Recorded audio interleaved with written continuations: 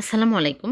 আজকে আমি সুজি দিয়ে মজার পিঠা বানিয়ে দেখাবো। খেতে কিন্তু দারুণ টেস্টি হবে। প্রথমে চুলায় প্যান বসিয়ে ১ কাপ লিকুইড দুধ আর সামান্য লবণ দিয়ে আমি বলক উঠে আসলে সুজি দিয়ে দিয়েছি ১/২ কাপ। সুজি দিয়ে নেড়েচেড়ে এরকম ডো হয়ে আসলে চুলা থেকে নামিয়ে প্লেটের মধ্যে ঢেলে নিচ্ছি।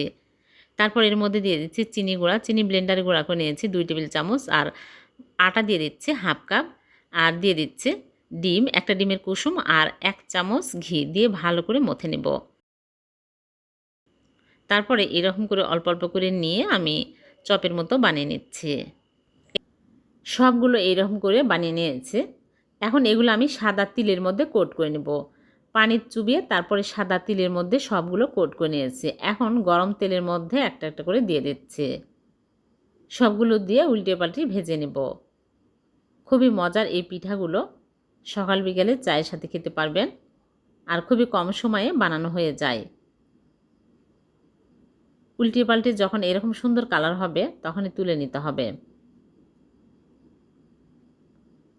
হয়ে গেল ভীষণ মজার সুজির তিলের পিঠা।